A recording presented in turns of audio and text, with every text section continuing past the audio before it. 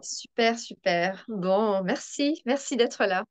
Merci de prendre le temps, d'offrir un peu de votre temps pour, bien pour écouter ce que j'ai à cœur de vous partager aujourd'hui dans cette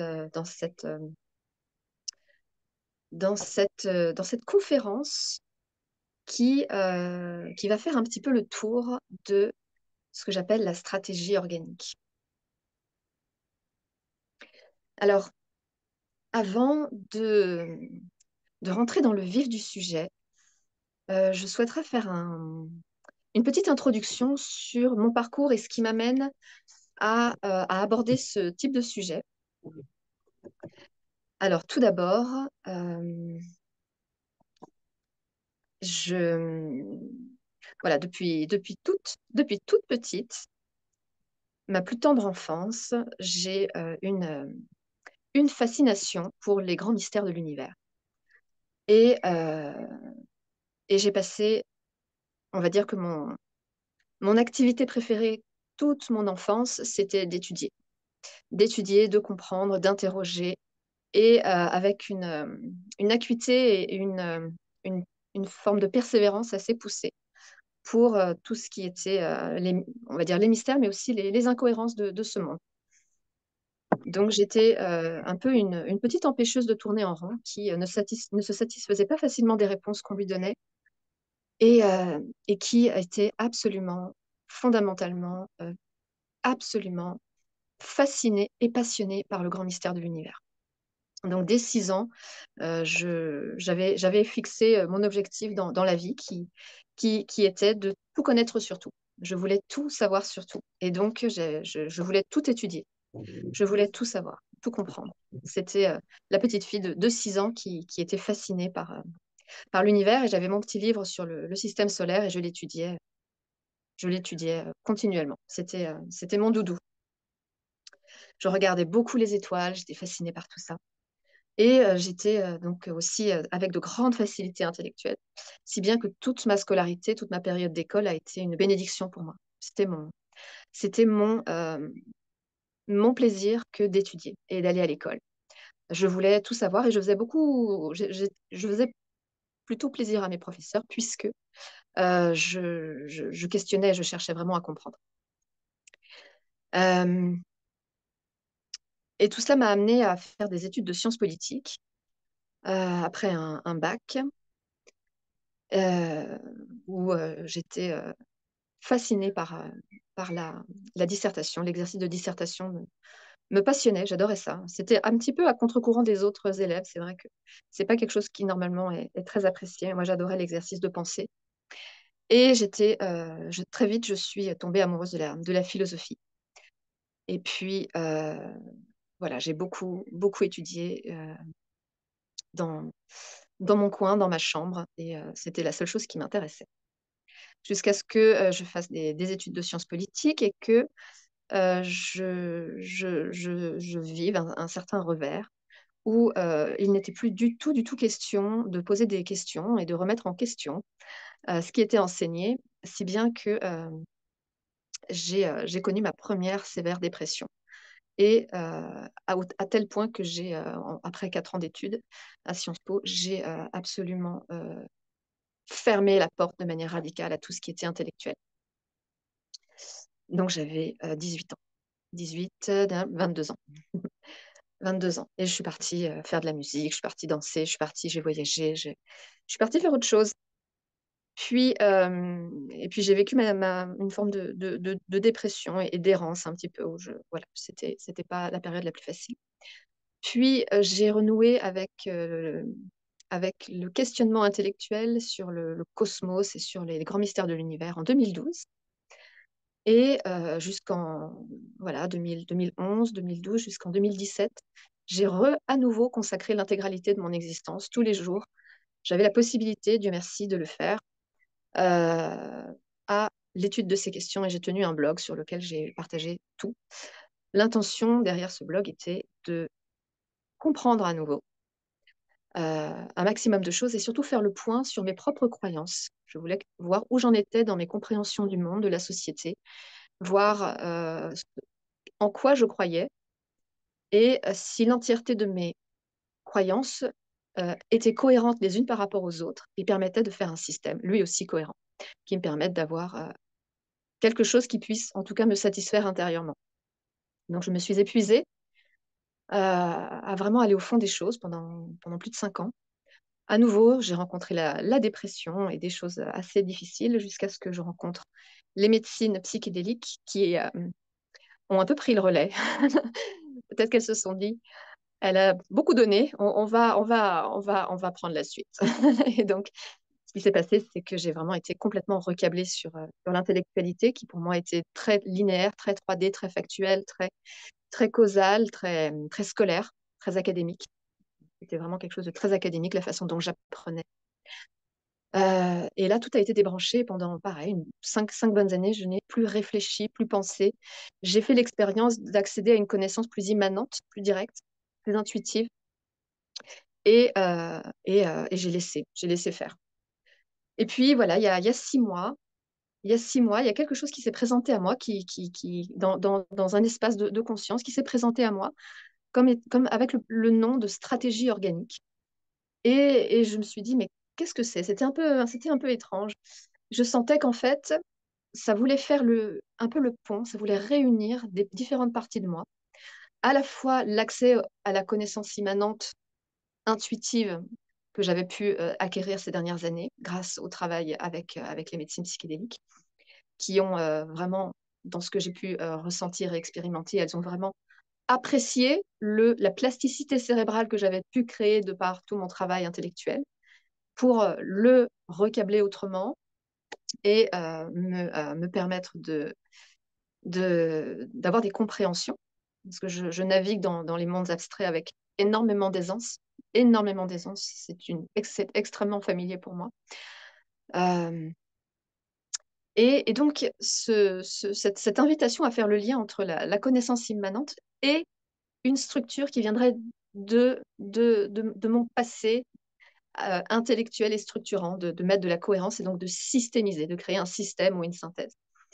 Donc, c'est un petit peu le challenge et le défi, en tout cas dans ma propre vie intellectuelle et spirituelle, d'être d'être au croisement de ces deux voies d'accès à la connaissance. Et c'est cet exercice-là auquel je me prépare depuis plus de 6 mois maintenant, de pouvoir donc proposer une approche globale et un peu systémique de cet étrange objet que j'appelle la stratégie organique.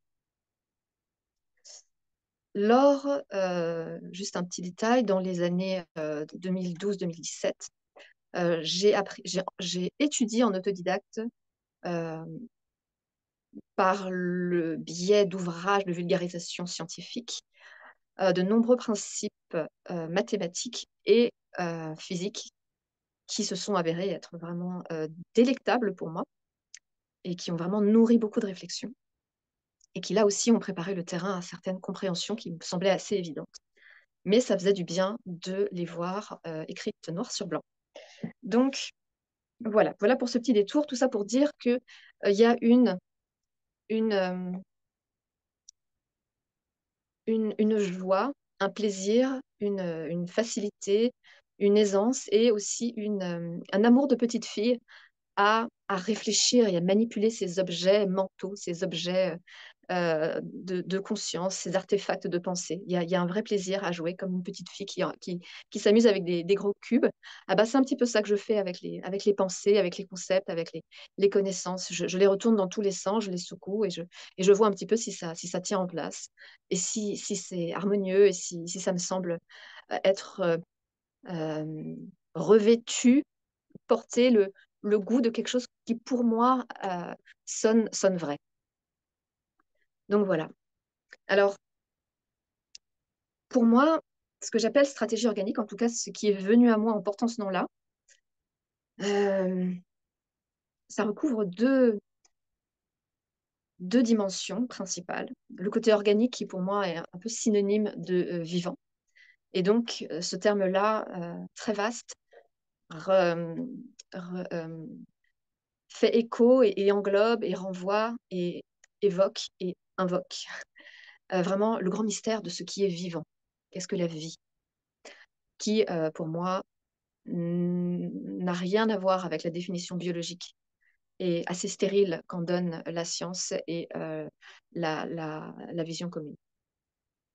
Et la stratégie, ben, c'est y a-t-il un ordre? Y a-t-il un ordre? Y a-t-il une intelligence qui sous-tend tout le mouvement du vivant? C'est un peu ça. C'est un peu ça. Alors, pour moi, la réponse est oui, bien évidemment. Il y a un ordre, il y a une intelligence, qui est constitutive et consubstantielle et inhérente et intrinsèque au vivant. Le vivant est cet ordre-là et donc par stratégie organique, on met 2 termes qui renvoient à une chose unifiée. Dans un premier temps, je vais essayer de structurer un petit peu cette approche. Dans un premier temps, je voudrais, dans comment dire? Dans cette tentative, dans cet, élan à vouloir présenter quelque chose d'un petit peu, structuré, qui fasse, qui ressemble, on va dire, un peu à un système. Je voudrais commencer par présenter un peu le contexte général. Heu, le contexte général, heu, qui est celui que je vois personnellement à travers ma lentille. Hem, pour ensuite,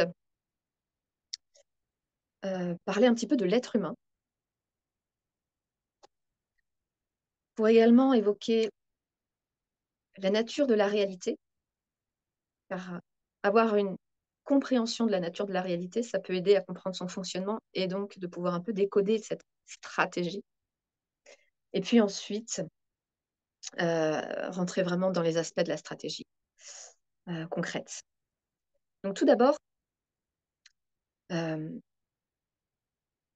il y a il y a un contexte général, planétaire, heu, qui rend compte de l'existence de cette stratégie, en tout cas, ou qui lui donne un sens et une intention.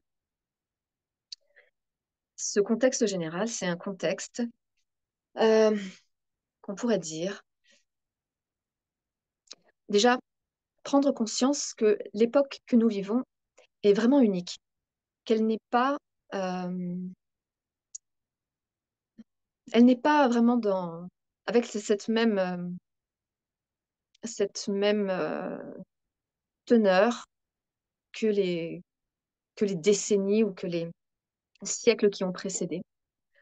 Chaque époque évidemment a, ses challenges, ses défis, mais les défis actuels, sont quand même relativement inédits, si ce n'est, véritablement profondément inédits pour, pour l'humanité, pour la planète et dans la lecture que j'en ai, eh bien, il existe il existe, pour le dire, clairement, il existe une guerre contre la conscience, il existe une guerre contre, l'humain dans son essence originelle. Il existe une opposition comme jamais entre, des forces de vie et des forces anti-vie, qui font que, qu'un positionnement est de plus en plus nécessaire. Hem, dans ce contexte, alors bon, il suffit de regarder un petit peu, à droite, à gauche pour voir qu'effectivement la destruction est quand même assez massive, du vivant sur terre. C'est une chose, mais ce qu'on a peut-être plus de mal à voir, c'est à quel point il existe une oppression faite sur la conscience humaine et également une mainmise énergétique et même physique, physiologique, biologique sur le corps humain. Donc, hem, il existe un tissu, une espèce de réseau, énergétique, même structurel, d'asservissement, d'emprisonnement et de limitation assez poussée de l'être humain, fait de conditionnements, de croyances, de narratifs sur l'être humain qui sont très éloignés d'une forme de vérité. Un narratif extrêmement limitant sur un corps humain qui serait, euh, comment dire, limité, euh, qui aurait besoin d'être assisté, voire complété de pas mal d'artefacts ou de choses, ou même de médicaments. Enfin, voilà. Une pensée générale qui, qui présente le corps humain comme étant le fruit d'une évolution un peu hasardeuse sur Terre, descendant de quelque chose de vraiment d'hasardeux, différent, voilà, toute comment dire, la théorie darwinienne de l'évolution. Et, comment dire, un narratif. Il existe un narratif sur le corps humain, sur l'être humain. Voilà, comme quoi c'est un animal un peu comme d'autres, mais bon, il marche sur deux pattes, il a un cerveau un peu plus développé, il a certaines capacités de conscience, de pensée autoréflexive, etc. Mais ce sont des descriptions qui restent quand même assez stériles et puis qui finalement n'apportent pas grand-chose quand on voit ce qu'on en fait dans un monde où les gens sont quand même relativement en grande souffrance, en quête de sens. Et puis voilà, c'est un narratif stérile.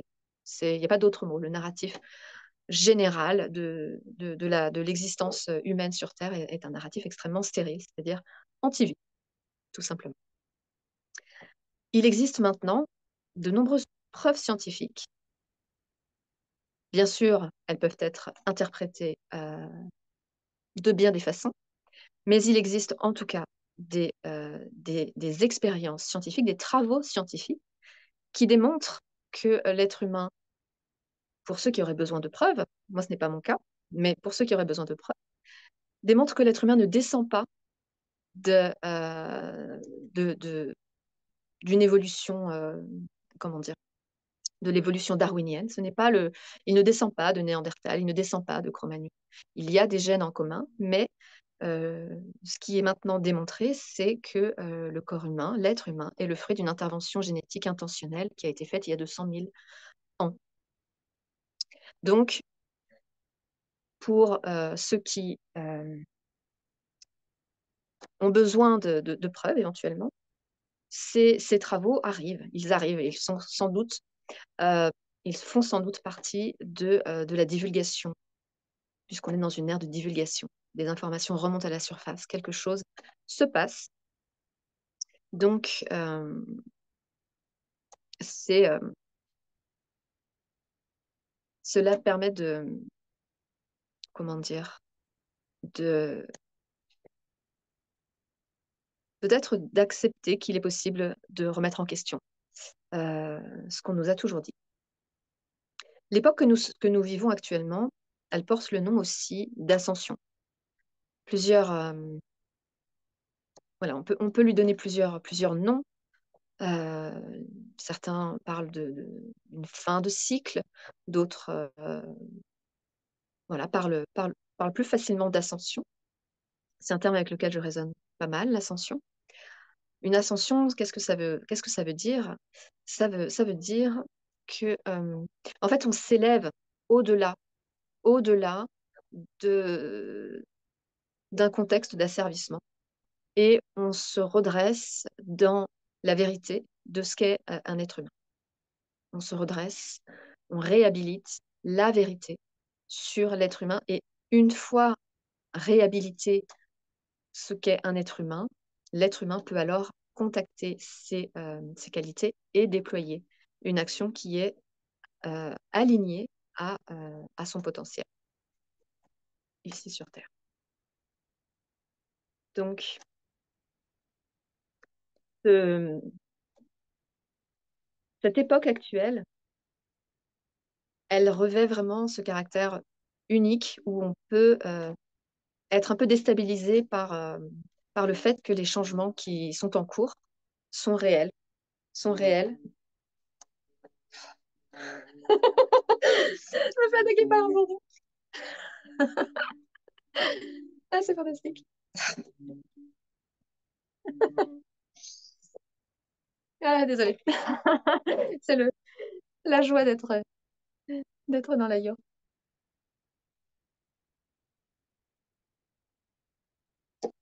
Bon, il a pas l'air d'être trop méchant. Ok.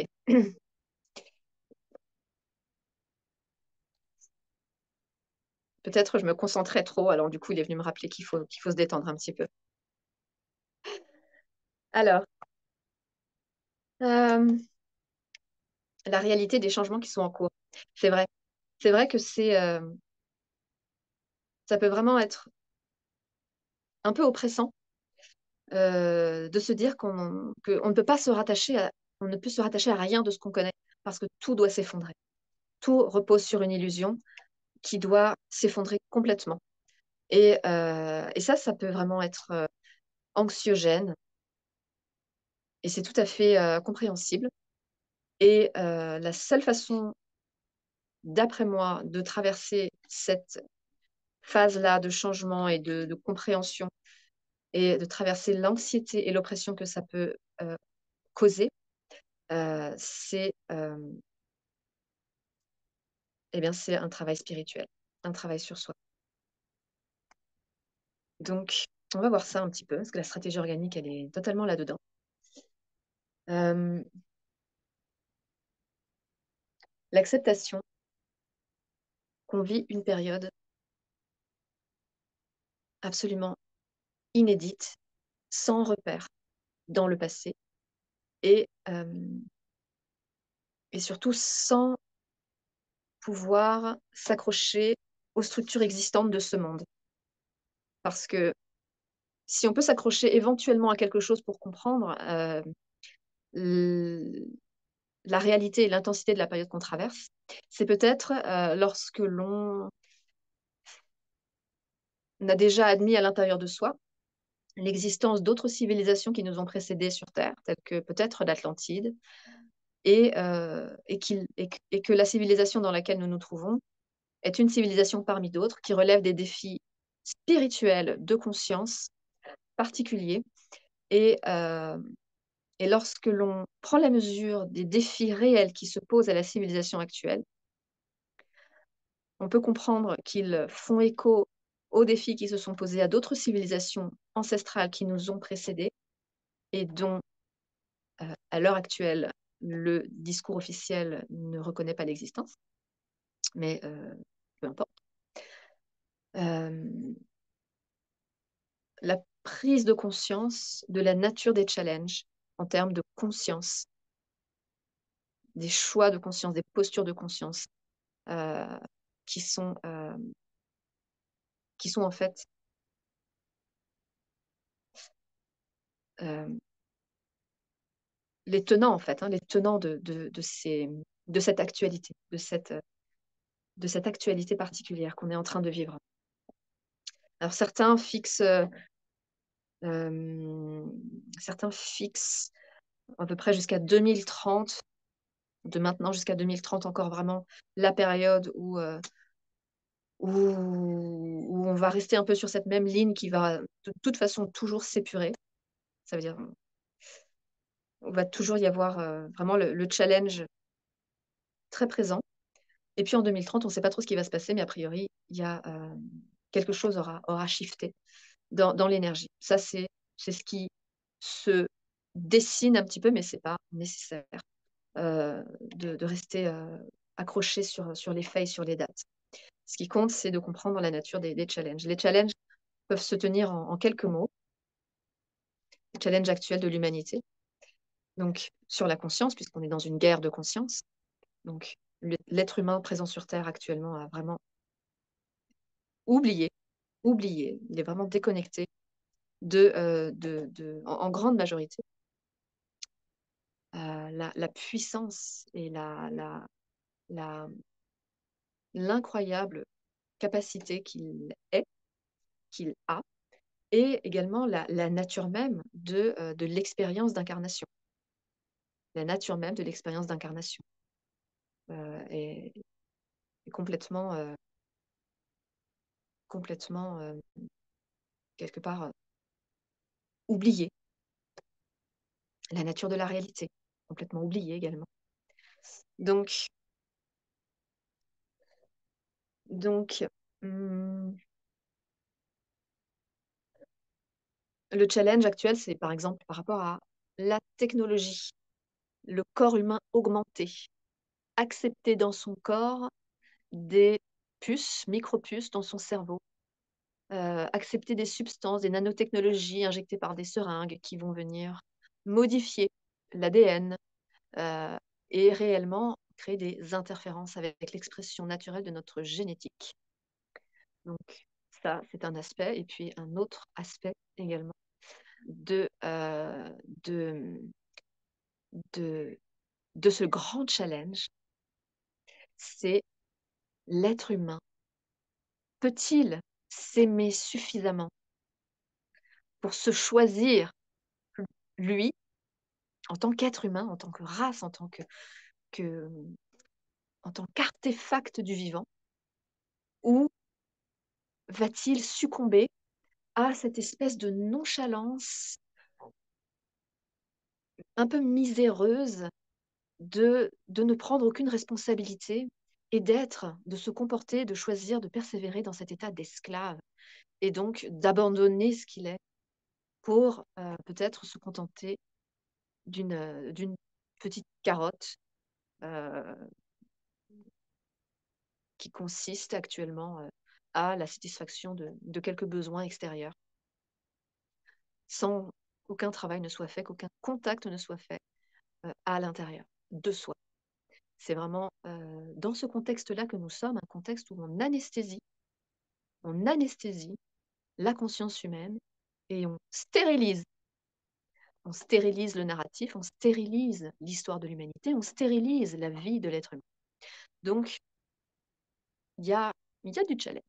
Il y a du challenge, mais il y a aussi énormément de ressources et c'est ça aussi qui est intéressant. Donc en tout cas, même si la lecture du contexte général heu, est assez est assez claire, mais aussi assez dure et radicale, c'est aussi cela qui donne de la motivation, et qui explique aussi pourquoi il y a autant de force et d'enthousiasme à, sortir des sentiers battus, d'enthousiasme à, sortir des programmes de misère intérieure dans lesquels, nous avons tous suffisamment macéré, je pense et non seulement l'enthousiasme est grandissant, mais en plus de cela, il existe, ça c'est ma certitude, un contexte énergétique d'élévation de fréquence qui fait que toute démarche individuelle visant à se sortir, individuelle ou collective, visant à se sortir de la misère est soutenue par les plans supérieurs.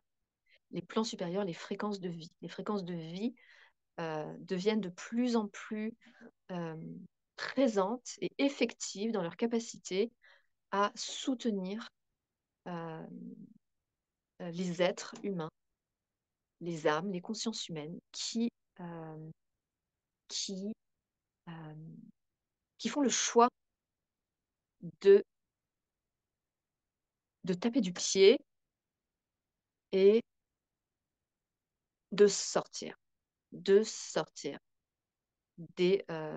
l'enfer, d'être coincé dans une boucle qui se résume très souvent à je dois travailler parce que je dois gagner de l'argent et que l'argent me permet de payer mon loyer, de payer mes factures et donc je travaille et je suis donc dans cette boucle et c'est le hamster qui tourne en rond. Et on essaye tant bien que mal de mettre un peu des pansements à droite à gauche pour se dire: «Non, mais je vais quand même pouvoir faire quelques loisirs ou mon travail me plaît quand même» et cetera. Mais tant qu'il n'y a pas, à mon avis, une prise de conscience quand même sur l'état réel des choses, c'est difficile de pouvoir reprendre pleinement et totalement la souveraineté et la maîtrise de son existence pour pouvoir déployer, une action juste. Même si cette action consiste à rester, un peu à sa place. Mais la disposition intérieure change et lorsque la disposition intérieure change, l'intégralité du monde extérieur change. Alors, quelques mots sur le corps humain. J'ai déjà évoqué le fait que ce corps humain était doté d'un potentiel extraordinaire, totalement sous-évalué par le discours officiel. Et je pense que de plus en plus de personnes peuvent pressentir, peuvent avoir l'intuition de la puissance et de l'intelligence contenue dans le corps humain. Et là encore, de nombreuses études scientifiques viennent confirmer, viennent présenter, viennent euh, annoncer des capacités physiques, physiologiques extraordinaires.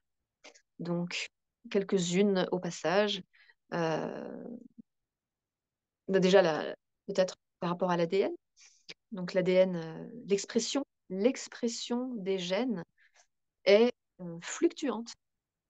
Elle est soumise aux conditions extérieures, mais également à la pensée, également à, euh, à l'état émotionnel de la personne. Ensuite, il existe un système de cohérence qui s'appelle la cohérence cœur-cerveau, auquel on accède par la respiration. Et une fois que nous entrons dans cet état de cohérence par la respiration, cohérence entre les neurones du cœur et les neurones du cerveau, on peut accéder à des phénomènes de guérison spontanée et des compréhensions et des accès à des dimensions supérieures euh, de manière profonde, puissante et immédiate. Donc, le corps humain, qui est une, qui est une incarnation de la conscience, c'est de la conscience incarnée à tous les niveaux. Chaque partie du corps, le corps dans son entièreté, chaque cellule du corps est de la conscience incarnée, de la conscience densifiée, à mon avis. Il ne s'agit pas de prendre un corps humain et de le voir comme une machine et de se dire qu'à un endroit du corps, peut-être au niveau du cœur, peut-être au niveau du cerveau ou ailleurs, se trouve l'endroit où est logée la conscience. Ça n'est pas comme ça que ça se passe. C'est l'intégralité du corps humain qui est pure conscience dans toutes les cellules. Dans toutes les cellules. Toutes les cellules du corps humain sont pure conscience incarnée. Donc, l'intelligence est accessible partout. Et le corps humain est fait à l'image de la manière dont est fait la matière et le monde. Et c'est là où ça devient intéressant, parce que et qu'on va aborder un peu la nature de la réalité, la nature de ce monde qui nous entoure, et donc la nature aussi de ce que nous sommes. Euh, donc, pour le dire de manière synthétique et relativement simple, nous avons l'intégralité, l'intégralité de l'univers dans chacune de nos cellules. Cela, cela s'explique par la nature à la fois holographique et à la fois fractale de, de l'intégralité de la matière, de l'intégralité de ce qu'on appelle le monde extérieur. Et là, c'est la partie peut-être la plus abstraite, la plus difficile à concevoir peut-être, euh, et elle n'est pas indispensable à cerner. Mais il y a quelques principes quand même qui sont fondamentaux et qui expliquent pourquoi, et ça c'est très important, j'y reviendrai plus tard, parce que quand on va aborder la stratégie organique, pourquoi tout se joue à l'intérieur de chaque être humain. Tout se joue à l'intérieur de chaque être humain. Parce que le monde qui nous entoure est une réalité à la fois fractale et holographique, mais complexe, avec des jeux de symétrie qui sont complexes et qui ne sont que des reflets de notre architecture intérieure. Nous avons, imaginons pour simplifier les choses, nous avons une forme géométrique très complexe à l'intérieur de nous et par des jeux de miroirs très complexes qui sont très indirects, qui sont très imbriqués, cette architecture intérieure qui, qui est composée de tellement de choses, c'est vraiment multidimensionnel, mais c'est en gros, c'est nos pensées, nos émotions, notre passé, nos traumas, nos croyances limitantes, nos programmations, mais également nos bagages qui viennent de notre âme et donc de nos incarnations passées. Mais comme nos incarnations passées ne sont pas vraiment passées, il s'agit en fait de tissus d'existence et d'expériences collectives vécues sur d'autres lignes de temps, sur d'autres réalités, sur d'autres dimensions. Donc, nous avons l'intégralité de toutes ces informations-là contenues dans cette petite structure, dans cette architecture, dans cette géométrie mouvante, mouvante qui est en mouvement constant, parce que c'est vivant. C'est vivant, donc ça bouge. Elle est sans cesse en train d'évoluer, de s'exprimer, de refléter, de s'adapter également à ce qu'elle perçoit de ce qui est vécu. Et donc, le monde extérieur reflète, reflète, mais pas directement, reflète à travers des jeux extrêmement élaborés et raffinés, l'intégralité de ce que nous avons à l'intérieur. Et il ne sert strictement à rien de vouloir modifier l'extérieur parce que c'est comme si nous passions notre main dans un hologramme et donc on n'arrive pas à toucher. On croit qu'on touche de la matière et on touche effectivement de la matière, on va toucher des situations, on va agir en disant des choses à des gens, etc., etc. On va agir sur l'extérieur, mais réellement au niveau énergétique, au niveau de la réalité, c'est comme si nous passions notre main sur un rayon sans pouvoir l'attraper, comme un fantôme qui essaye de saisir la matière mais il n'est plus sur le même plan. Donc, il ne peut pas saisir les choses. Si on veut changer quelque chose à l'intérieur, à l'extérieur, dans notre monde, c'est en revenant à l'intérieur. Et on ne peut pas non plus complètement maîtriser exactement le détail qu'on veut changer dans notre vie extérieure, étant donné la complexité des jeux de réflexion et de symétrie.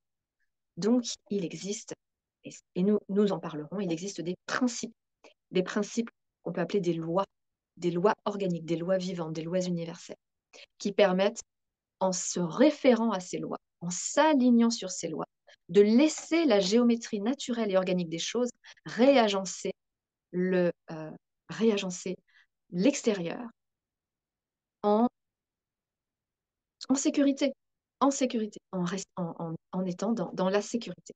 Et ça, c'est fondamental d'être dans la sécurité, puisque, je le répète, nous sommes dans un contexte de grande guerre énergétique, de combat, d'hostilité énergétique. Et donc, il existe, et c'est là aussi des grands principes de la stratégie organique, il existe des structures, des lois sur lesquelles on s'aligne, ça veut dire on vient les ressentir, on choisit de se soumettre à leur autorité et à leur pouvoir structurant, et en se remettant à ces lois universelles, ces lois de la création, qui sont des grandes architectures de la, de la, des grandes architectures de art qui sous-tendent en fait le déploiement de la manifestation, le déploiement de l'expérience d'incarnation est tenu par une architecture également avec des structures. Et donc, connaître ces structures, connaître ces grandes lois, s'y rallier, c'est être certain de pouvoir permettre à notre réalité individuelle de s'aligner sur ces grandes structures sans être soumis aux interférences qui sont l'objet, qui vivent ces interférences. Par interférence, j'entends les structures énergétiques qui visent à maintenir les fausses croyances, qui visent à maintenir les programmations d'asservissement. Ce sont des structures énergétiques qui vivent sur un autre plan, qui vivent sur un autre plan. Elles vivent sur un plan beaucoup moins élevé et beaucoup moins opérationnel en profondeur que les, euh, que les lois, que les lois originelles de la manifestation, du déploiement de l'expérience d'incarnation, d'être dans la matière. Donc, avoir une sensation, une reconnaissance intérieure de la nature fractale et holographique de la réalité. De vraiment prendre conscience que le véritable pouvoir n'est pas d'agir sur la matière depuis l'espace qui observe une situation et veut la modifier, mais de comprendre qu'absolument tout ce qui se déroule dans notre vie nous invite à regarder à l'intérieur, parce que c'est exactement le reflet. Mais un reflet qui n'est pas facile à lire, étant donné que le reflet passe par des jeux de symétrie et des jeux de miroir très élaborés, très élaborés. Donc, la première lecture qui consiste à dire, et qui est souvent présente dans le New Age, ce que tu vois, c'est en toi. C'est pas aussi simple que ça. Et souvent, ça n'est même pas ça. Ça n'est même pas ça. On peut, on peut décrire trois modalités de réflexion que la réalité peut nous présenter. La première, c'est effectivement, on voit une situation et, et on sent à l'intérieur de soi que ce qui nous plaît chez cette personne ou ce qui ne nous plaît pas chez cette personne ou dans cette situation, ça va nous renvoyer à quelque chose qu'on a perdu, qu'on nous a pris ou qu'on a laissé partir. Deuxième chose, une situation peut se présenter à nous et vraiment nous causer, on va dire, du souci et de l'embarras. Donc, on va s'interroger pour se dire, qu'est-ce que j'ai fait? Et souvent, ces situations-là, elles sont aussi, elles reflètent un endroit où nous sommes encore pleins de jugements. Plein de jugements. Souvent, on croit qu'on est bien, qu'on fait les bons choix, qu'on est aligné, qu'on est hautement spirituel, etc. Et en fait, on va être extrêmement jugeant, continuer d'être très jugeant sur des personnes, sur des situations. Et la vie, toujours, en tout cas, si nous intentionnons d'être authentiques dans notre avancement, dans la connaissance de soi et dans le perfectionnement de soi-même, la vie va nous présenter des situations où nous pourrons clairement voir à quel point nous sommes encore jugeants sur bien des choses. Et puis, il y en a un troisième. Laissez-moi juste activer. Ah ben voilà, sinon c'est simplement le reflet de ce que j'ai effectivement en moi. Donc soit ce que j'ai en moi, soit ce que je juge, soit ce que j'ai perdu, abandonné, ou ce qui m'a été pris. Voilà, donc à des niveaux bien sûr émotionnels et subtils. Bien, on a déjà présenté pas mal de petites choses, on va faire une petite pause.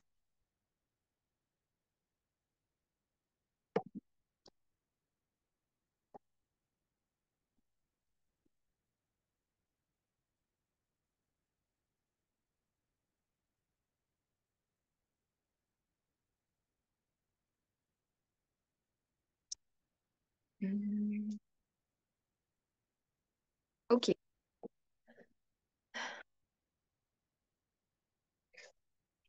donc là pour moi, on a déjà un petit peu ratissé les grands principes, mais de manière très synthétique, mais les grands principes du contexte général et puis de l'être humain. Tous ces sujets-là peuvent être largement approfondis, mais ce n'est pas ce que je me propose de faire maintenant, sinon on en aurait pour des jours entiers. Donc là, je propose simplement de tracer des grandes lignes, d'ouvrir des portes. Euh,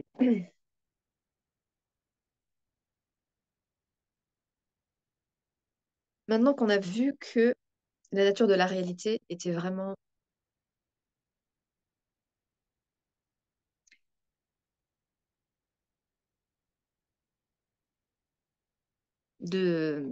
comment dire,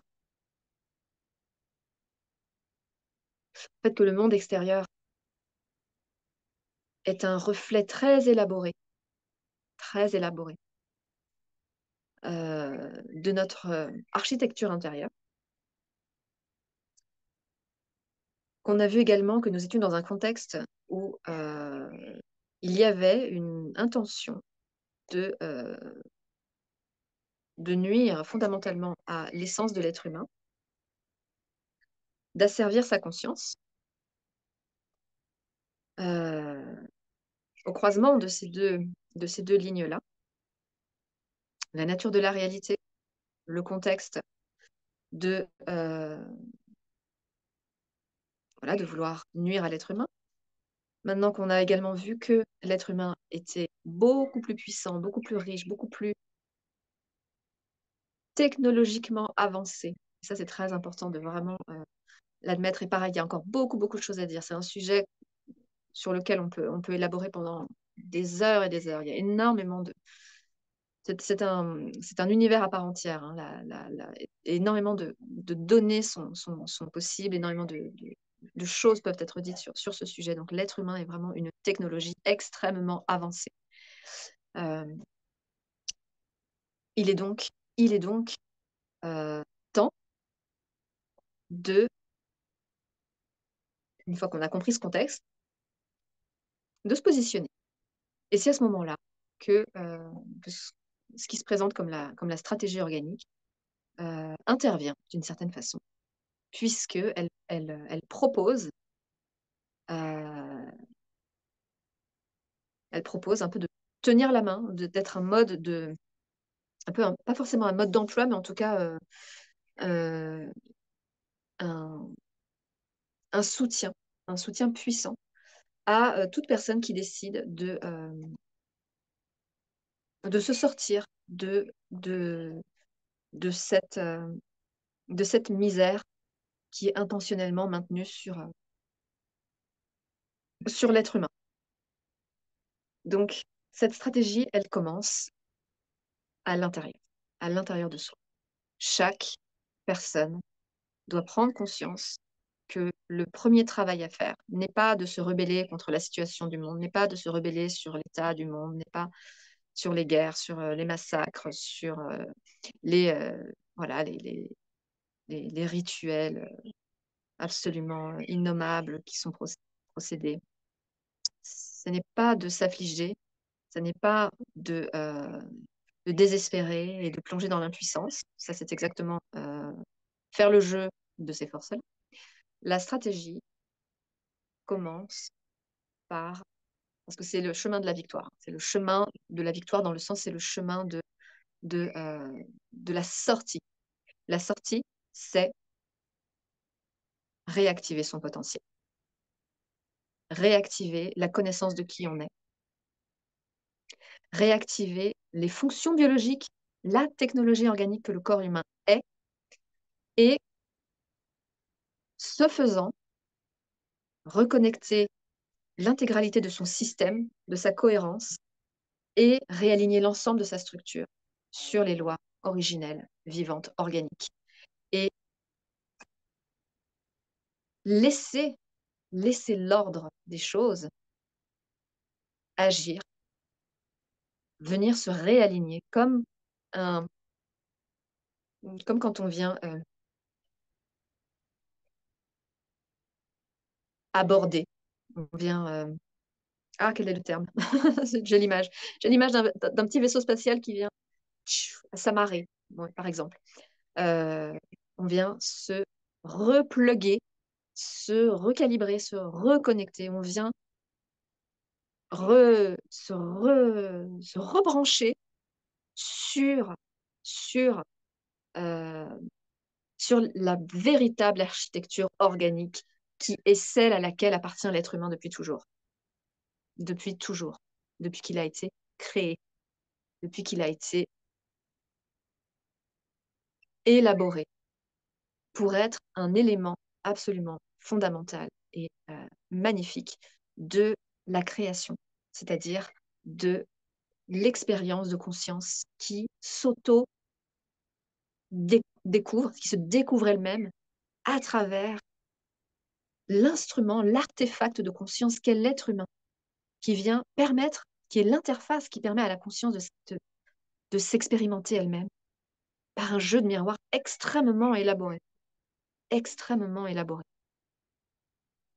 Et donc, toute, toute la connaissance, toute la science, toute la profondeur, toute la puissance et toute la connaissance réellement de ce qu'est la nature de cette expérience, de ce qui est à la source de la création, tout cela est contenu dans l'être humain. Tout cela est contenu. Et non pas contenu d'un point de vue mental et donc pour avoir un narratif, mais c'est contenu cellulairement. Ça veut dire que structurellement, chaque cellule de l'être humain s'imbrique de manière harmonieuse dans la grande architecture organique, divine, euh, qui est à l'origine de cette expérience d'incarnation et qui, comment dire,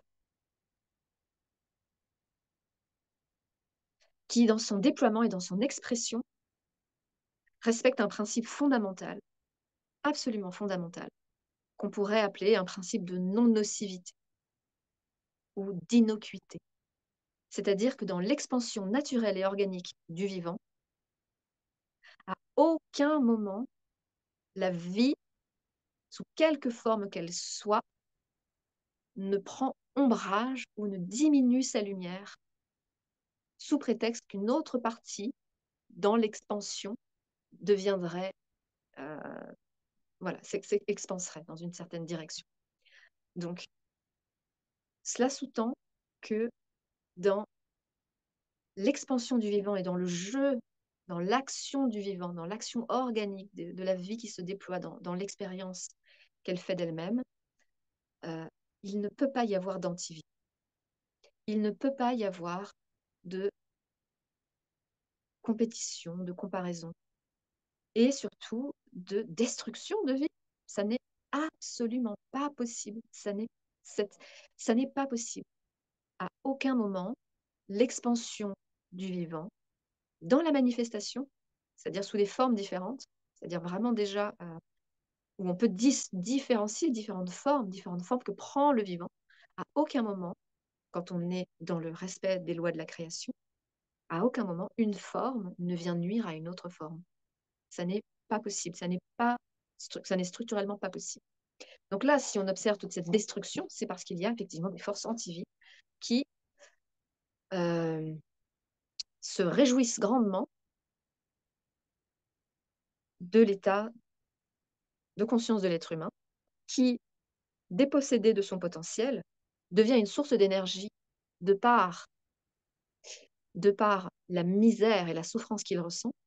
C'est une énergie qui est envoyée et qui vient nourrir une fréquence.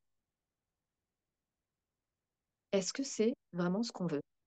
Souffrir pour nourrir des entités, des structures, des architectures sombres qui se réjouissent et qui intentionnellement veulent, sont là pour ça, pour, euh, pour écraser le vivant. Et ce qui est euh,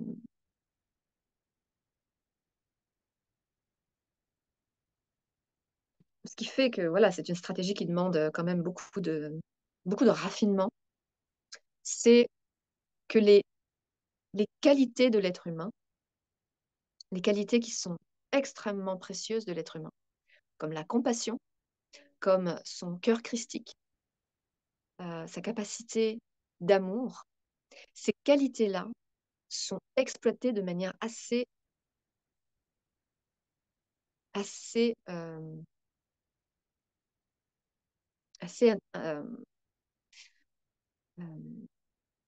quel est le terme?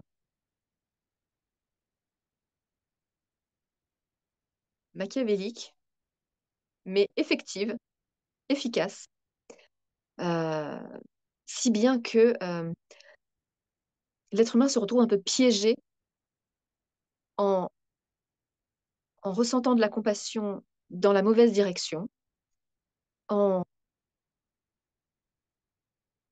euh, et en se dénigrant en fait, hein, en se dénigrant énormément. Et, et tout cela, toute cette inversion et toute cette exploitation et cette réduction des grandes qualités de l'être humain sont le fruit d'un matraquage traumatique qui est maintenu dans un champ. Donc,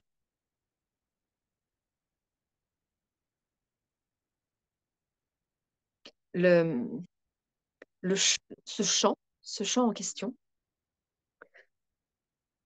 dans la vision que j'en ai, il est très proche de l'humanité, il est euh, très proche de la matérialité. C'est un champ énergétique euh, qui se situe dans l'astral. Et l'astral, c'est un plan énergétique qui est d'assez basse fréquence. C'est un plan qui est soumis à la dualité, c'est-à-dire qui est soumis au monde des forces. Donc, c'est un plan où il y a de l'ombre, tout comme il y a de la lumière. Et quand il y a de la lumière, euh, c'est, euh, ça n'est pas la lumière que l'on contacte dans les champs unifiés, puisqu'on est dans les champs, on est dans le plan astral est un plan d'incarnation avec une physicalité différente, mais un plan qui est soumis à la dualité, au monde des forces. Ça veut dire que les entités qui vivent dans ce plan-là sont manipulables, sont influençables et peuvent être tantôt dans servir l'ombre, tout comme elles peuvent servir la lumière. Donc, dans ce plan-là, dans ce plan astral, il existe un endroit, d'une certaine façon, un champ collectif, morphogénétique, un plan morphogénétique, un plan collectif, un champ collectif, fait c'est comme un peu un agglomérat des architectures individuelles de chacun, projetées dans ce plan-là, et, et ce plan-là est donc le reflet énergétique des états intérieurs individuels. Comme la majorité des états individuels est quand même relativement asservie, ce plan reflète et projette et crée une réalité collective qui est dominée par des principes d'asservissement. Sauf que ce plan, il est susceptible d'évoluer. Déjà, lorsque un individu modifie sa structure intérieure, cela agit sur le champ collectif. Cela euh, agit également sur d'autres niveaux, mais mettons en tout cas que ça agit déjà sur ce champ collectif, par exemple le champ collectif de la France actuelle, ou alors de l'Europe, ou même de la Terre entière. Donc ça agit. Et ce qui est intéressant, c'est que si un individu monte en fréquence et réagence sa structure intérieure en la calibrant sur des fréquences vraiment élevées, euh, l'action que va avoir ce réagencement individuel va être multipliée par des milliers, voire des millions. Donc, une personne, quand elle monte en fréquence, pulvérise une énorme partie du champ. Donc, ce qui veut dire qu'il n'y a pas besoin d'être nombreux pour que les choses changent assez rapidement. Par contre, ce qui compte un peu plus, parce que chacun avance à son rythme et fait ce qu'il peut, mais plus la personne euh, chérit l'intégrité de manière assez radicale, c'est-à-dire embrasse sa vérité et embrasse ce travail de démantèlement, d'exposition de son intériorité pour vraiment se réaligner. Plus une personne embrasse pleinement ce chemin d'intégrité, plus, euh, plus l'effet sur le champ est, est puissant. Donc, donc ça, c'est important parce que dans la stratégie, on ne peut pas, voilà, on peut pas faire abstraction de l'existence de ce champ. Et ce champ, d'un autre côté, C'est-à-dire, il y a les individus qui font leur travail intérieur, il y en a d'autres qui ne font pas de travail intérieur, mais il y a après des forces obscures qui font un travail très poussé, à l'aide de rituels et de pratiques extrêmement sombres, afin de maintenir les fréquences d'asservissement et de trauma et de maintenir les humains coincés dans leurs blessures, euh, d'impuissance, de tristesse, euh, de misère affective. Donc, beaucoup d'humains restent dans des schémas répétitifs de relations de couple qui ne marchent pas, ou d'impossibilité de s'en sortir financièrement, ou de tourner en rond dans des professions qui ne les épanouissent pas, et sans comprendre d'où ça vient, parce que il y a réellement des énergies qui maintiennent avec force, on peut vraiment imaginer qu'on maintient avec force un champ d'énergie, d'asservissement sur l'être humain. Et pour se sortir de ce champ-là, qui ne peut pas dépasser, pareil, il est agissant dans la mesure où l'être humain reste ignorant de l'existence de ce champ. Il reste agissant dans la mesure où, euh, en fait, il est agissant sur un très petit, à un faible niveau. Alors, comment dire, il est effectif tant que l'humanité reste endormie, mais on s'en libère beaucoup plus facilement que, on ne pourrait l'imaginer. On s'en libère beaucoup plus facilement. Ça n'est, ça n'est pas un chemin de croix, ça n'est pas un enfer interminable que de travailler sur soi et de se sortir de ces schémas et de se sortir de l'influence énergétique de ce champ. Ça n'est pas, ça n'est pas si compliqué que ça. Et la stratégie organique, elle vient évidemment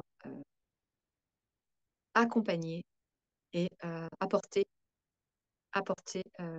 les bonnes ressources, j'ai envie de dire, pour pouvoir vraiment pulvériser les interférences et pulvériser les,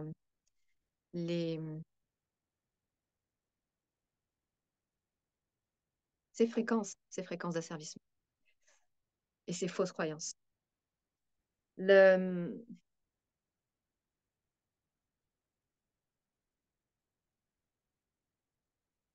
cette stratégie, donc encore une fois, qui consiste à pleinement prendre la responsabilité en recouvrant la conscience que euh, tous les leviers sont à l'intérieur de nous et pas à l'extérieur. Donc prendre une responsabilité radicale et reprendre vraiment la conscience que l'intégralité de sa vie, l'intégralité des manettes de commande sont sous nos mains. Elles sont sous nos mains. Mais il y en a beaucoup et il faut les manipuler avec une certaine, à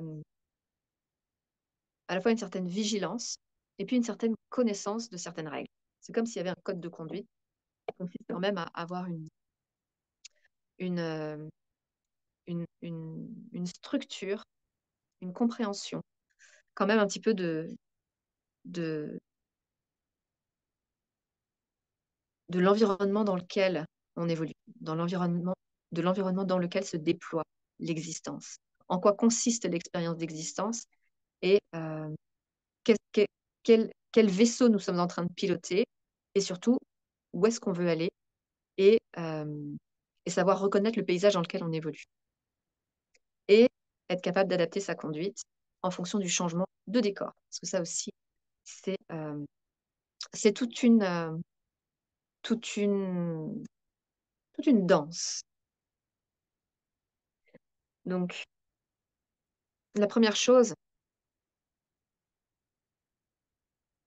qui reste théorique dans cette présentation, mais qui en fait est très, très concrète, la stratégie organique est extrêmement concrète.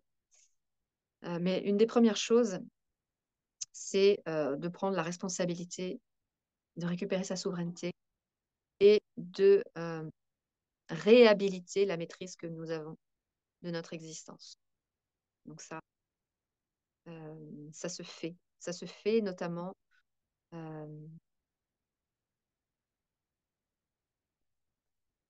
par,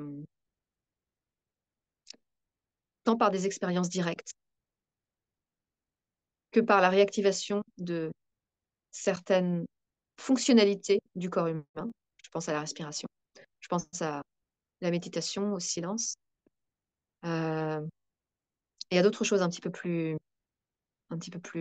percutantes peut-être?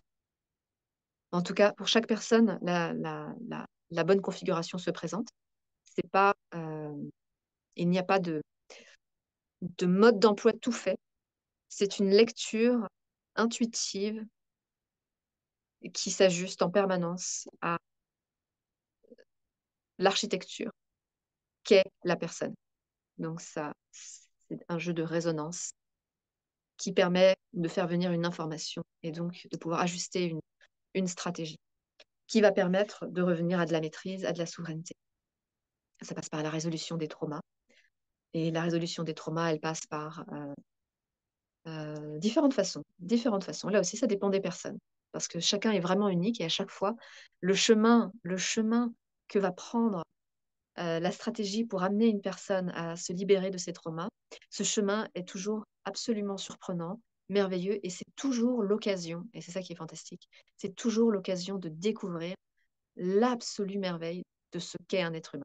De par sa sensibilité, de par son ingéniosité, par sa créativité, par sa sensibilité, à chaque fois, ça va s'exprimer d'une façon ou d'une autre à travers la résolution de ses traumas et c'est lui-même qui va trouver et qui va permettre cette expression de sensibilité, cette sensibilité de s'exprimer et là, on est dans la vibration de la chair humaine, de la consistance humaine et c'est absolument merveilleux. Déjà rien que ça, d'être dans cette vulnérabilité, d'exprimer la sensibilité de son humanité propre.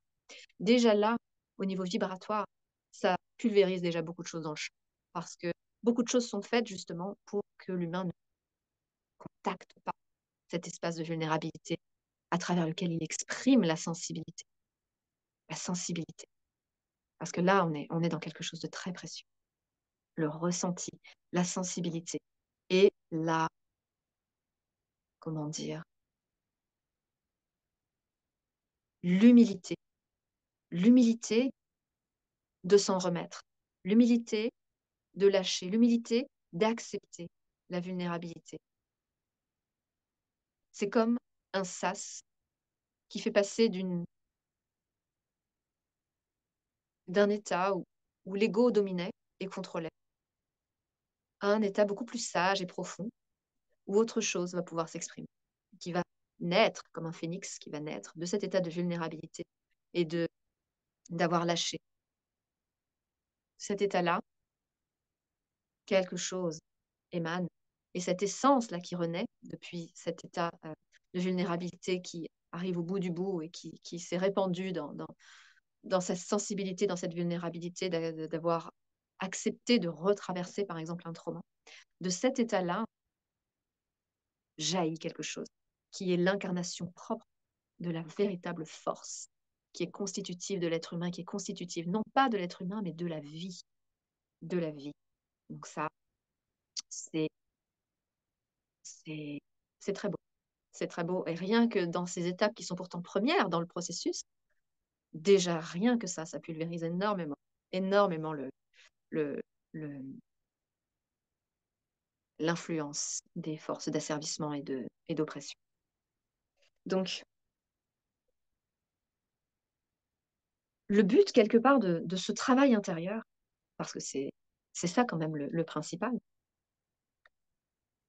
c'est que l'être humain qui regagne sa maîtrise, sa souveraineté, la responsabilité, puisse également embrasser pleinement la créativité, la sensibilité, la vérité qui lui est propre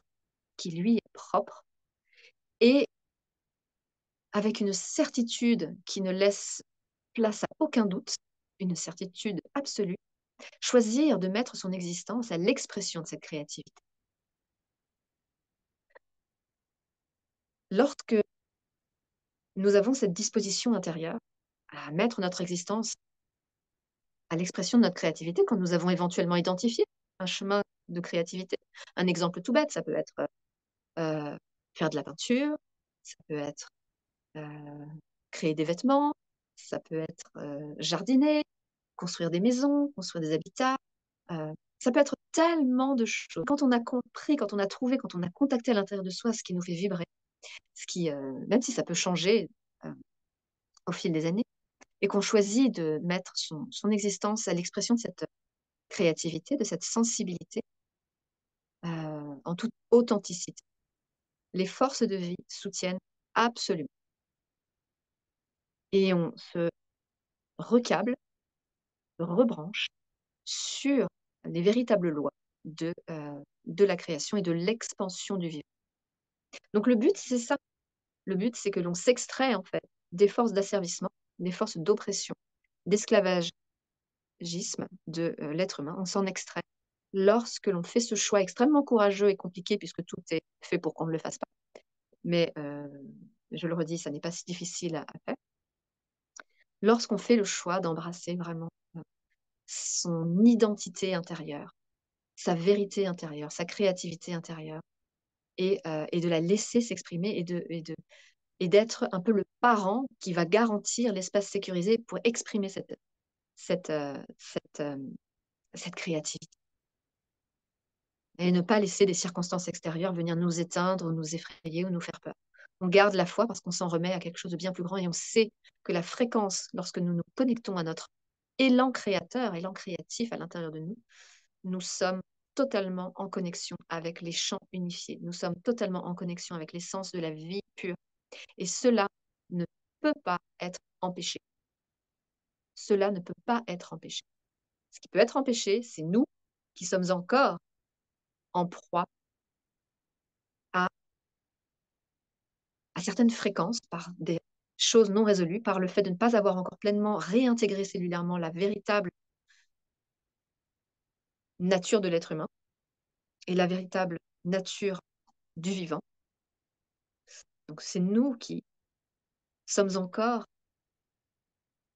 perméables à, à ce champ, à ce champ d'oppression, à ce champ d'oppression qui, à la moindre inflexion dans notre amour du vivant, parce qu'il s'agit de ça, dans la moindre inflexion dans notre amour du vivant, dans notre ressenti, dans notre vie intérieure de l'amour du vivant, la moindre inflexion est prise d'assaut par des forces parce qu'on descend en fréquence et on se met au niveau de forces qui sont très vigilantes et qui ont véritablement envie de, euh, de nous maintenir dans ce doute, dans cette impuissance et dans cette espèce de misère où on va se juger, se dénigrer, penser que c'est pas que notre idée, d'autres vont l'avoir, que d'autres le feront mieux que nous, que c'est pas cette idée-là qui va changer le monde. On peut s'en raconter tellement, tellement des histoires. Et ce sont des voix qui ne sont même pas véritablement les nôtres. Ce sont les voix de ces fréquences-là, des fréquences d'oppression et d'asservissement, qui visent véritablement, alors même qu'on pourrait se dire, oh, c'est pas si méchant d'avoir ces pensées-là.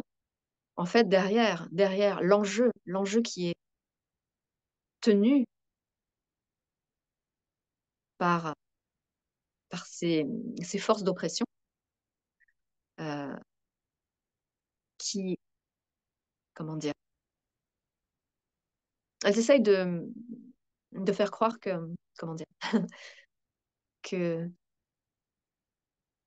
qu'il y a comme une forme de fausse humilité à se sentir petit, comme s'il y avait de la sagesse à être petit, comme si c'était de l'humilité que de se sentir petit,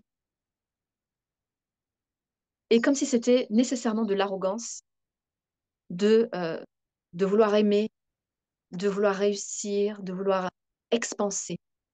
Le désir d'expansion, qui est un élan vital et intrinsèque et inhérent et consubstantiel au vivant, nous sommes conditionnés à le retenir et à le juger comme étant euh, une expression illégitime. Ça, ça fait partie de la stratégie d'oppression. Ça fait partie de la stratégie d'oppression. Et ça coûte toute la peine du monde pour un être humain normalement constitué, qui a ses qualités de compassion et qui a eu une bonne dose de trauma, se sentir légitime et se sentir avoir de la valeur et se sentir autorisé à déployer une action qui viendrait d'un espace extrêmement intime, alors que ça a été massacré à l'intérieur, c'est c'est un travail effectivement assez impressionnant quand on le regarde euh, d'en bas, c'est-à-dire depuis l'espace encore plein de doutes. Donc, ce champ d'oppression euh, fait passer pour presque normal, et voire fait passer pour normal d'avoir des doutes et de se remettre en question et de se juger comme étant illégitime. On a vraiment le conditionnement d'estimer que c'est ça l'humilité et la modestie, que c'est de la modestie. Et, et donc, on se cache ou alors on se rassure avec ces pensées-là et on ne se rend pas compte, c'est ça qui est important, on ne se rend pas compte que ce dont on bloque l'expression en se contenant dans un état moyen ou dans un état conforme, dans un état qui reste conforme, on ne se rend pas compte que ce qu'on éteint ou de ce dont on minimise l'expression, on ne se rend pas compte en fait à quel point c'est extrêmement puissant, à quel point c'est extrêmement libérateur, à quel point l'expression de l'être humain dans ses qualités de création, d'aimer la vie, de s'aimer soi-même, c'est c'est des milliards et des milliards et des milliards de fois plus puissant que ce qu'on peut s'imaginer. Et tout est fait, tout est verrouillé de bien des endroits pour que l'être humain se berce de l'illusion que on peut rester modeste, on peut rester humble. Voilà. Et ceci étant dit,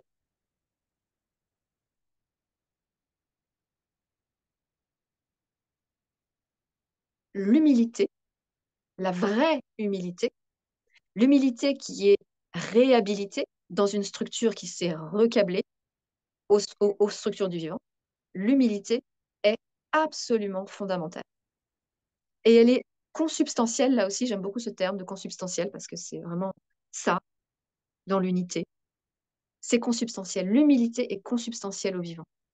Consubstantielle au vivant. Donc on ne peut être que dans l'humilité, mais la véritable humilité, quand, quand on, quand on fait le choix d'être dans la vérité, quand on fait le choix d'être dans l'authenticité, quand on fait le choix de, de se redéposer, on fait le choix de lâcher les résistances et de se redéposer dans la condition humaine originelle, dans la structure de l'être humain. Ça n'est pas vide, ça n'est pas inexistant, c'est réel. Il existe un prototype humain énergétique, il existe une vraie structure de l'être humain. C'est une science, c'est une technologie réelle.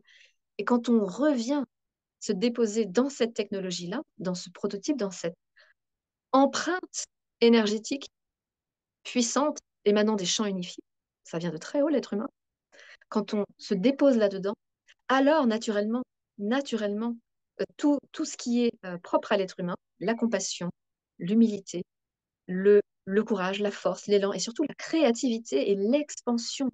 Comment la vie nourrit toujours davantage de vie et comment les formes de vie sont toujours nouvelles et impressionnantes et viennent toujours de manière fractale. Fractale, qu'est-ce que ça veut dire? Ça veut dire que on zoome, on regarde et à chaque fois qu'on se rapproche, on se rend compte que l'univers continue à se déployer et se déployer et il y a une forme d'infini. Il y a une forme d'infini. La vie, c'est ça. C'est ça, ça veut dire que on peut s'autoriser à être dans la création et dans la créativité. On ne va pas arriver à la fin de l'histoire. On ne va pas arriver à la fin de l'histoire. Donc, soyons dans cet élan créateur parce qu'il est infini. Il se renouvelle sans cesse et il est très puissant. Et il est l'expression du vivant. Et nous sommes venus pour faire cette expérience-là, de renouer avec l'expression du vivant. Donc,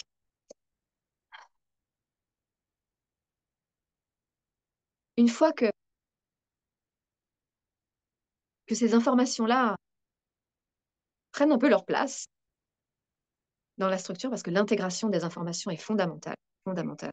Qu'est-ce que ça veut dire intégration? Ça veut dire qu'elles ne sont plus au niveau mental, mais que le corps les a vraiment intégrées. Ça veut dire que ça instille dans l'existence et dans le monde extérieur, ça instille de la cohérence. Il y a du changement qui se met en place. Quand une information est intégrée, elle vient modifier ce joyau dont je parlais plus tôt, cette architecture extrêmement élaborée, raffinée, multidimensionnelle. C'est comme un tesseract multiplié par puissance 10 000. On est sur des formes géométriques qui sont absolument inconcevables. Absolument inconcevables. Donc, cette structure-là est modifiée quand on intègre une information, qu'elle ne reste pas juste là. Elle est intégrée. Et quand c'est intégré, ça vient agir sur la façon dont on va exprimer notre vérité dans le monde, exprimer notre authenticité. Et, et après, là, pareil, je pourrais élaborer longuement là-dessus sur la notion de vérité en tant que fréquence et en tant qu'élément structurant et qui réagence en fait cette architecture intérieure, c'est la réagence. Et la notion de vérité est une force structurante harmonisante. Harmonisante. Ce qui veut dire que la vérité n'est pas un narratif, la vérité n'est pas factuelle. C'est une information, une énergie qui vient apporter de la structure, qui vient soutenir de l'ancrage, qui vient soutenir de l'expansion. Donc ça, c'est important. Et là, le support narratif qui peut revêtir une vérité peut changer. Et il change. C'est le propre du vivant. Sinon, on reste figé dans une croyance ou dans une lecture ou dans une cosmogonie. Là aussi, la cosmogonie individuelle d'une personne, c'est une géométrie à forme mouvante, dynamique, fractale. Donc, elle est censée bouger. Et c'est tout à fait normal. Et donc, on réinvente son monde à différents moments dans son existence. Et c'est tout à fait normal. Et l'intégralité de notre structure se réajuste et notre environnement change aussi. Et tout ça peut se faire de manière harmonieuse sans que nous soyons coincés dans des boucles fantômes où on répète des schémas d'asservissement en boucle sans qu'il y ait expansion, sans qu'il y ait progression, sans qu'il y ait plus de compréhension, plus de sagesse qui émane, l'expansion de la conscience, c'est-à-dire prendre, expanser. Hein, quand on est dans une boucle fantôme, on répète, on est vraiment dans un hamster qui n'apprend rien de nouveau et qui ne fait que constater les mêmes choses et qui tourne en rond. Et c'est une boucle fantôme qui n'est pas organique. Qui n'est pas organique. Et c'est ce que font ces forces d'oppression. Elles visent à emprisonner les consciences humaines dans des boucles fantômes, des boucles qui sont coupées de l'expression du vivant. C'est un vivant agonisant, un vivant essoufflé, essoufflé, un vivant qui s'essouffle dans ces boucles-là. Et les stratégies de ces forces anti-vie vont encore plus loin puisque elles visent véritablement couper, à couper l'expression de la conscience dans le corps humain, à s'accaparer la technologie génétique de l'être humain, mais en la dépouillant de la conscience christique et de la conscience connectée, ce qui dénature totalement le corps humain. Et pour ceux qui sont peut-être déjà au fait de tout cela, c'est pas nécessaire de le savoir, je l'aborde parce que ça se présente, mais sur certaines lignes de temps, la société humaine a fait ce choix de renier son amour pour la conscience, de renier l'expression de conscience qu'elle est, a fait le choix donc d'augmenter ou de couper le corps de cette conscience et donc de devenir des machines, de couper la reliance à l'expression organique et de l'expansion. Donc de garder le corps, d'en faire une machine, de mettre des puces, des trucs, des ordinateurs, etc. Donc de l'intelligence artificielle dedans. Et pensant que cela... il y a plusieurs, il y a plusieurs, il y a plusieurs intentions. Il y a plusieurs intentions derrière cela. Il y en a qui veulent vraiment se défaire du corps humain et ne garder que la conscience. Mais sans le corps humain, la conscience n'a pas la même puissance. C'est pour ça qu'il y a des tentatives de mettre des consciences humaines sur des ordinateurs. Ça n'est pas possible. Ça n'aura pas la même... Et ils le savent. Donc ils cherchent. Et l'autre chose, c'est de garder la technologie humaine, mais d'y mettre des consciences non connectées à Dieu et d'essayer de pénétrer, on va dire, les codes d'activation du corps humain dans son potentiel de création, parce qu'il voudrait créer des univers entiers avec le corps humain qui a cette technologie divine, mais sans qu'il y ait l'obédience aux forces de vie. Donc, ils sont pareils, ils sont dans cette espèce de quête de se dire on veut tous les avantages du divin, mais on veut mais pas Dieu avec. Donc, voilà, ce sont des aberrations dans ce monde-là qui existent. Ça fait le jeu des forces anti-vie. Et donc, les enjeux vont jusque-là. Vont jusque-là. Donc, à chacun ensuite de choisir. Moi, j'aurais tendance à encourager, et en tout cas à m'adresser davantage aux personnes qui font le choix d'honorer, d'honorer le vivant, des personnes qui, lorsqu'elles se réveillent le matin et qu'elles voient un ciel bleu, qu'elles entendent le chant des oiseaux, voient les fleurs au printemps, les champs de fleurs au printemps, sont percutées en plein cœur par la beauté et la grâce et l'amour du vivant. Des personnes qui ont ça, qui ont ça dans le cœur, qui ont ça, ou qui l'ont peut-être un petit peu perdu, mais qui, si elles s'autorisaient à le ressentir, euh, eh bien, le feraient, le ressentiraient. Euh, c'est des personnes qui sentent au fond d'elles, parce qu'on a ça à l'intérieur de nous, on a cette mémoire, on a cette connaissance, on a cet amour du vivant. Le vivant bat en nous, il vibre en nous, il est là, même s'il est mis dans une petite cage, dans une petite boîte, il bat, il vibre, il est là. Il y a, et en aucun cas, et ça c'est très important, en aucun cas, la durée d'asservissement à laquelle nous avons été soumis n'impacte la qualité du réveil. Ça, c'est important aussi. Ça veut dire qu'à partir du moment où on choisit, comme le temps est très relatif, à partir du moment où on choisit d'embrasser, de mettre les deux pieds, les deux pieds dans le processus d'éveil et de réhabilitation de son humanité et de son authenticité, tout le passé n'a aucune importance. Tout le passé n'a aucune importance. La durée, la quantité de trauma, l'impact, la gravité, ça n'a pas d'importance. La puissance de la stratégie du vivant, la puissance de la vie, en fait, qui se choisit elle-même, traverse tout de manière absolument inconditionnelle et, euh, et de manière extraordinaire. Donc, aujourd'hui, aujourd'hui, les choses avancent, le contexte évolue, les énergies changent, on arrive vraiment dans quelque chose de... on arrive vraiment dans, ça accélère. Il y a des virages qui s'opèrent. Il y a des virages qui s'opèrent. On a été préparé pendant plusieurs années sur certaines choses et il y a des virages qui s'opèrent. Donc là, il y en a un qui est très important, qui s'opère sur les 2, 3 prochaines années. Il est très important, ce virage. C'est un virage qui demande en tout cas, qui invite euh, toutes les personnes qui se sentent au bord du précipice, qui se sentent poussées dans leur dernière résistance, qui ne peuvent plus vraiment faire autrement. Euh, parce que c'est ça, hein, la montée des énergies, elle vient, elle accule, elle accule. Donc, toutes ces personnes-là, celles qui ont peut-être un petit peu commencé, mais qui vont encore tranquillement parce qu'il y a certaines peurs qu'on n'a pas trop encore envie de visiter, etc. Il me semble qu'il va falloir choisir et y aller à fond. Il va falloir aller à fond dans le processus. Il va falloir se choisir et choisir la vie à fond parce que la stratégie évolue un petit peu. Le contexte évolue un petit peu au niveau des énergies. Et là, il va falloir, c'est ce que je sens vraiment, y aller, y aller à fond. Et ça va être d'autant plus facile. Ça va être plus facile et plus rapide. Il y a un énorme travail préparatif qui a été fait sur, je sais pas moi, les 30 dernières années. Donc, le champ est prêt. Le champ est prêt à soutenir des éveils massifs et des choix massifs de se réaligner et de choisir l'expression de son authenticité dans son existence. Donc, il est temps, il est temps d'y aller sans trop hésiter, sans plus hésiter.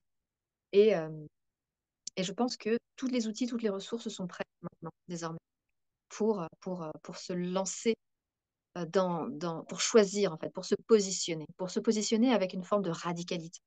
Ce mot fait souvent peur, mais en fait, il est très beau. Il est très beau parce que c'est un terme, c'est un positionnement qui simplement signifie dire oui, mais un oui total, un oui entier, un oui sans condition à à la vie, à la vie. C'est juste ça la radicalité. C'est pas: «Oui, mais peut-être que j'ai un petit peu peur. Oui, mais alors seulement si ça change que le positif, mais que je garde quand même des plein de sécurité à droite à gauche». C'est pas ce oui-là, c'est pas ce oui-là. Le vrai oui qu'il est maintenant temps de formuler, on peut prendre le temps de le formuler, de bien s'imprégner aussi de sa radicalité, de ce goût de radicalité parce qu'il implique il implique un saut dans l'inconnu. Il implique d'embrasser une aventure intérieure extraordinaire. Donc on peut prendre le temps de savourer ce oui, de prendre le temps de savourer cette radicalité et quand on se sent prêt, et ben d'y aller petit à petit, mais d'y aller et parce que c'est toute l'humanité. Non seulement c'est l'humanité qui qui dépend, hein, du positionnement individuel de chacun, parce que chacun a vraiment c'est vraiment chacun, là, c'est chacun qui peut, qui peut choisir. Que si on choisit pas, si on choisit d'attendre et de se dire: «Le travail des autres va finir par me bénéficier, donc je deviens le passager clandestin dans toute cette histoire-là». Ça va pas vraiment marcher comme ça parce que, heu, ne pas dire oui, rester un peu en observation et à l'écart, c'est consentir aux forces du mal et les forces, obscures, heu, c'est s'en remettre à l'autorité. C'est choisir de mettre son existence sous l'autorité des structures d'asservissement et ne pas choisir, c'est choisir et ça n'est pas c'est délétère. C'est délétère, c'est nocif. C'est nocif au niveau énergétique, c'est nocif pour la conscience, pour sa conscience individuelle. Mais c'est un choix. C'est un choix. Donc et heu et ce que je tiens à dire aussi, c'est que, c'est tout à fait bienvenu d'avoir une forme de timidité, de vouloir dire un oui radical, mais d'être tenu dans une forme de timidité. C'est tout à fait normal et c'est tout à fait OK. C'est tout à fait OK. C'est tout à fait OK de, vouloir assurer que le sol ne va pas totalement se dérober sous, le premier pas qu'on fait dans l'inconnu. Donc on peut y aller progressivement et plus on avance, plus on voit que le sol ne se dérobe pas, plus on voit que le paysage devient sacrément surprenant et plus on voit qu'on a des ressources, des compétences, qu'on ne se dissout pas, qu'on ne disparaît pas, qu'on ne souffre pas, qu'on ne meurt pas, alors même qu'on se restructure sacrément, plus on y va, tout simplement. Donc voilà. Hem,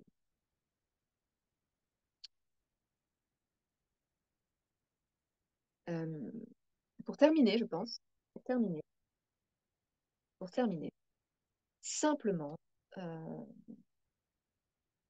simplement, hem, dire que cette stratégie organique qui vise à être l'expression de la vie qui soutient l'être humain qui choisit de se libérer, l'expression de la vie, c'est la vie qui vient déployer des stratégies, des stratagèmes, qui visent à guider, l'humain l'être qui choisit de se réveiller et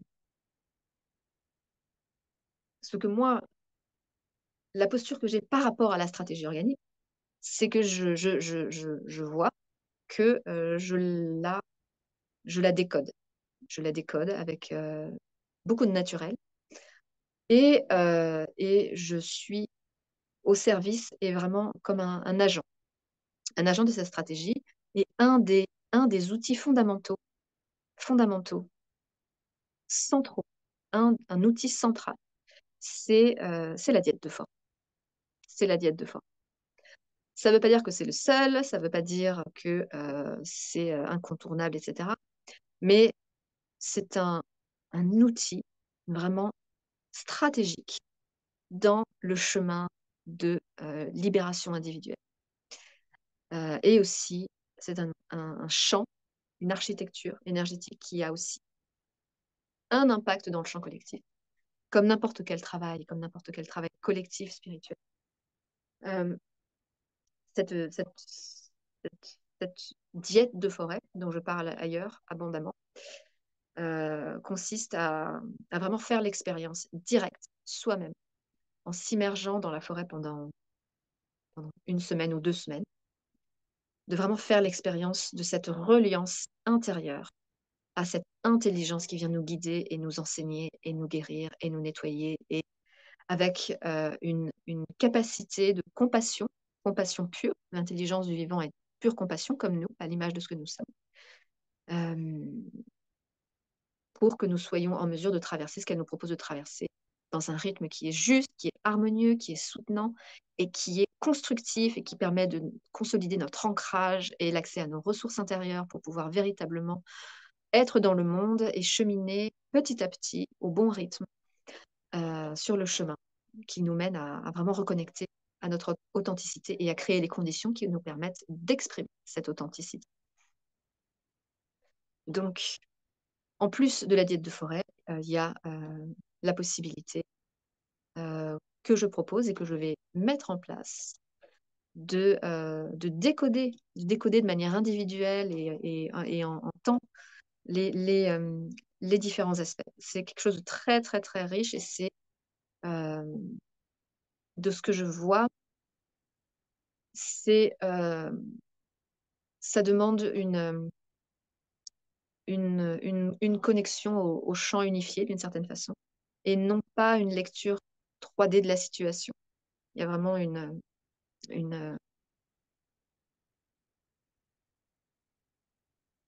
résonance, une résonance non mentale qui, euh, qui permet d'accéder en fait à des informations et à des énergies au service de la stratégie organique. Euh, je regarde si j'ai deux, trois petites choses encore à dire. Oui, un petit truc encore. Le corps humain est une technologie avancée, extrêmement avancée, une technologie divine, qui est faite pour tenir les fréquences du champ unifié. Qu'est-ce que ça veut dire? Ça veut dire qu'un être humain est originellement et naturellement capable, il est fait pour être l'incarnation du divin sur Terre, l'incarnation des énergies et des informations du divin et de l'expansion du vivant pur sur Terre. La structure du corps humain énergétique est faite pour tenir les fréquences extrêmement élevées, extrêmement élevées. Son ADN contient des potentiels, des potentiels qui sont extrêmement élevés. Et aujourd'hui sur Terre, il n'y en a pas beaucoup. Il y en a, mais pas beaucoup. Et c'est pas la majorité dans nos sociétés. L'être humain est,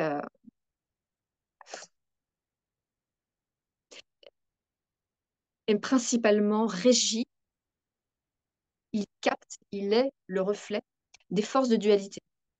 Et il a beaucoup de mal, alors qu'il peut, par des exercices assez simples, c'est surtout ça, ça peut être très très simple, notamment par des exercices de respiration, mais pas que, mais par des choses très simples, de par simplement la réactivation de sa technologie qui est présente, il peut se connecter au champ unifié et donc vraiment, il peut court-circuiter, squeezer tous les plans duels, tous les plans soumis à la dualité et se reconnecter au divin parce que c'est dans ses gènes, c'est vraiment littéralement dans les gènes de l'être humain que d'être connecté au champ unifié. Le champ unifié qui est donc des fréquences d'information et d'énergie au-dessus, supérieures des plans qui sont soumis aux fréquences qui permettent la dualité, donc aux interférences et aux forces antivies de venir. Voilà, c'est le terrain de jeu de ces forces-là, c'est fait pour. Et l'être humain, il est, pour l'instant, il est vraiment dans la matière, il est en grande partie soumis et régi par les structures de la dualité, alors qu'il a tout en lui pour être connecté, inspiré, être le reflet. Il peut être le reflet, la résonance, l'incarnation de l'information des champs unifiés. Et c'est ce qu'il fait quand il est dans son authenticité, quand il est dans son cœur, quand il est dans sa vérité, quand il a reconnecté à sa vérité et qu'il fait le choix courageux de croire la vérité qu'il sent ici.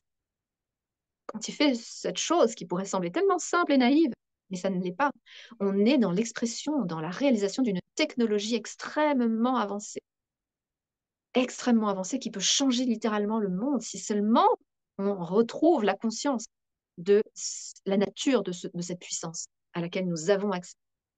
Donc voilà, c'est vraiment, il est temps, il est vraiment temps qu'on reprenne conscience un petit peu de, des choses, des choses, qu'on remette, comment dire, qu'on retire de l'importance à des structures asservissantes et qu'on redonne la véritable importance aux mécanismes et aux expressions de de nos qualités, en fait, hein, les plus intrinsèques, les plus élevées. Il en va vraiment de... C'est une question de vie ou de mort pour l'entièreté de la planète, en fait, hein. Après, la mort n'existe pas et on peut partir sur un autre sujet. Mais il y aurait tellement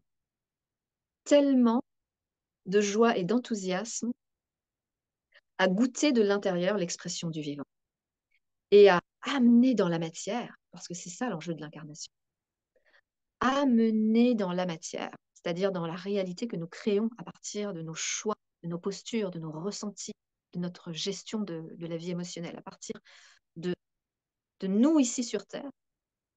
Si nous déployons quelque chose d'aligné et qui est l'expression des champs unifiés, c'est-à-dire si nous déployons sur Terre la loi, la loi, la structure, l'ordre qui est fondamental et je veux dire consubstantiel parce que j'aime beaucoup ce mot, l'ordre des champs unifiés, si nous le descendons sur Terre, nous créons le paradis sur Terre. Nous créons le paradis sur Terre et nous sommes faits pour ça. La seule chose qui nous empêche de le faire, c'est tout ce qu'on met en travers et toute cette interférence. Mais la possibilité de manifester le paradis sur Terre est tout à fait possible. C'est dans les capacités originelles de l'être humain. Et c'est tout le challenge un petit peu de cette génération, de ces années, peut-être 30 ans, peut-être 100 ans, mais pas beaucoup plus. Pas beaucoup plus. On arrive véritablement à la fin de quelque chose. On arrive véritablement à la fin de quelque chose. Et c'est le moment soit de se réconcilier avec qui on est et de découvrir et de s'émerveiller sur ce qu'on est parce que ça va être au-delà de tout ce qu'on pourrait imaginer. Ou soit on reste un peu en retrait et on reste confortablement installé dans, dans un semblant de confort. Et c'est OK aussi. C'est OK aussi. À chacun de sentir. Mais si ça résonne, si ça donne envie, si ça motive, parce que peut-être qu'on manquait un peu d'informations sur le contexte, ah ben c'est le moment. C'est le moment c'est le moment d'y aller. C'est vraiment le moment d'y aller. Voilà. Alors, je vais juste regarder le temps. Ah oui, quand même. OK. Super. Euh, je vais m'arrêter là pour cette première présentation. Euh, je voudrais remercier chaleureusement le temps que vous prenez pour écouter et en espérant que ça résonne en partie ou intégralement, pourquoi pas. Euh, et et de laisser tout ça s'intégrer et puis d'écouter à l'intérieur ce qui se passe, d'écouter à l'intérieur ce qui se passe parce que notre notre intérieur est ouvert sur l'infini. Donc, c'est à l'intérieur de nous que nous pouvons accéder à des guidances qui sont véritables, qui ne sont pas notre mental qui nous parle à nous. C'est autre chose, c'est une réalité. Donc notre intérieur n'est pas un espace clos et petit, c'est infini, c'est aussi vaste que l'univers. L'univers est à l'intérieur de nous. L'intégralité de notre vie est à l'intérieur de nous. Donc à l'intérieur de nous, nous avons accès à énormément d'informations, énormément d'informations. Voilà, je vais arrêter là et si et à l'occasion peut-être nous nous en reparlerons. Je vous remercie et